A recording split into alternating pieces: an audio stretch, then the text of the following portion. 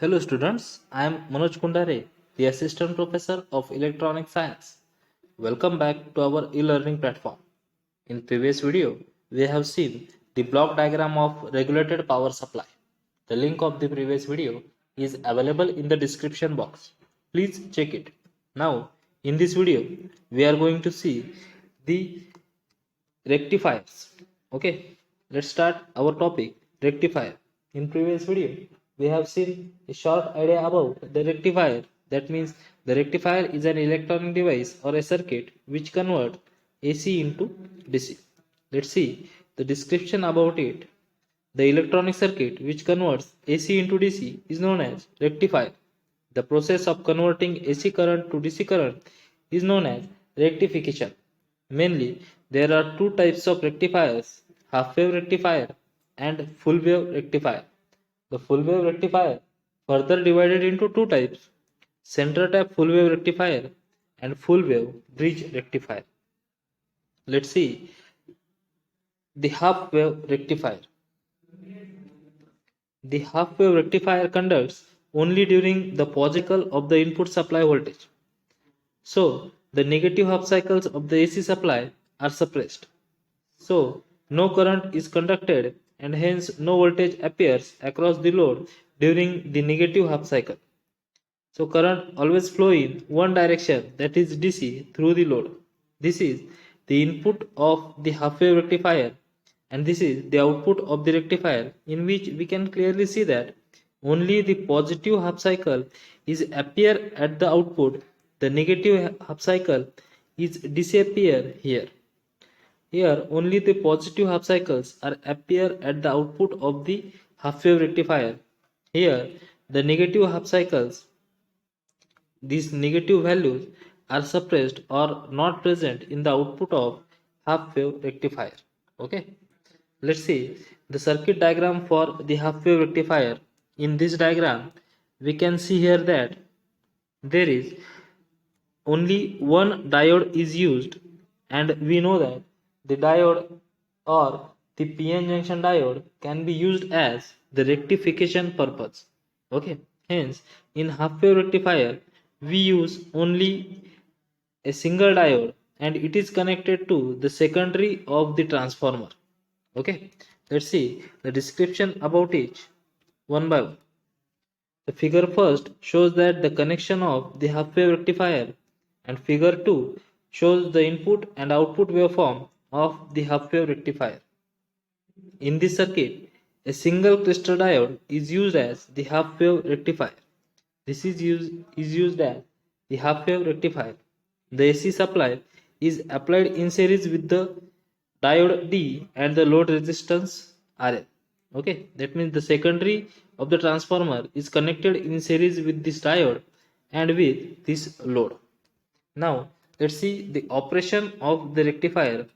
The operation of the rectifier can be seen in the two half cycle, during the positive half cycle and during the negative half cycle.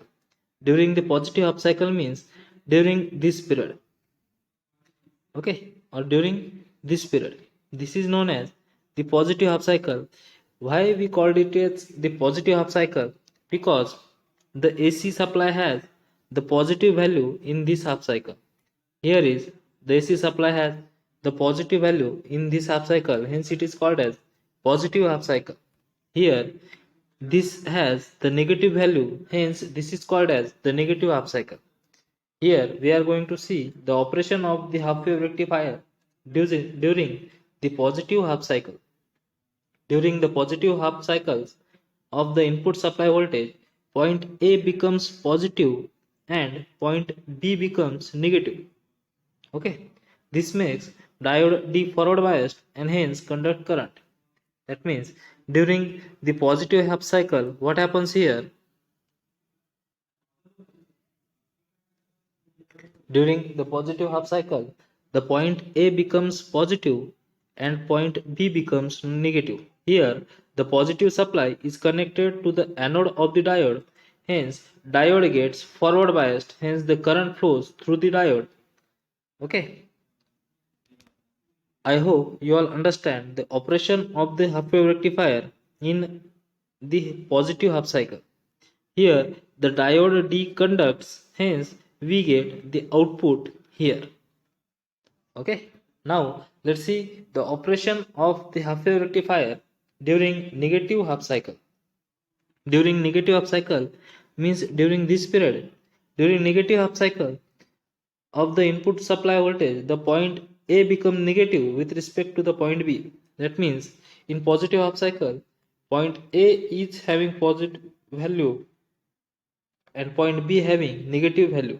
But during negative half cycle, point A becomes negative and point B becomes positive. That means here the anode is connected to the negative supply, hence this diode is reverse bias, and we know that in reverse bias condition the diode is not in conducting state, it remains off. Okay, hence this diode is in off state, hence there is no output at the negative half cycle. Okay, I hope you all understand the operation here. So current flows through the diode only during the positive half cycle of the input AC supply. That means the current flows during only the positive half cycle here. Here also again positive half cycle, hence current flows. But during negative half cycle there is no current. Okay. I hope you all understand. Here is also negative half cycle. Hence in this negative half cycle no current flows. The current flows only during the positive half cycles. Okay. The current flows through the load RL always in the same direction and DC output is obtained across RL. In half wave rectifier, the output across the load is pulsating, so filter circuit is used to smoothen the output. This output is the output of the half wave rectifier. We can see here that this output has the values only of the positive values. There is no negative value in it. Hence we called it as the DC waveform, but this waveform is contains the large number of ripples. Okay, and in this waveform this part is absent here. Hence to smoothen this output we have to use a filter circuit. I hope you all understand. Let's see the operation of the half wave rectifier in this diagram. Here in this diagram we can see here that during positive half cycle this diode becomes forward bias, hence current flows through the diode towards the load, hence the positive half cycle appears across the load. Let's see once again. During the positive half cycle, okay, let's see once again. During the positive half cycle, during this part, this diode becomes forward bias and the output appears here. The current flows through the diode. And during the negative half cycle, the current does not flow through the diode, hence there is no output at this stage. The current does not flows. Okay, that means here is no current flows through the load, hence this part is absent here. I hope you all understand the operation of half wave rectifier here. Let's see once again. During the positive half cycle, the diode D1 is forward bias, hence current flows through the diode and output appears here. Okay, but during the reverse bias, during the negative half cycle, the diode is in off state, hence there is no current flows to the output. No current flows through the load RL. Okay, I hope you all now understand the operation of the half wave rectifier. Now let's see the characteristics of the half wave rectifier. The first characteristic is that the ripple factor. The half wave rectifier waveform is like this. That means it has the output during the only positive half cycle value. During the negative half cycle value, the output is absent here. Hence, it contains large number of ripples here. Okay, the ripple factor can be mathematically defined as the ratio of RMS value of AC component of the output voltage to the DC component of the output voltage.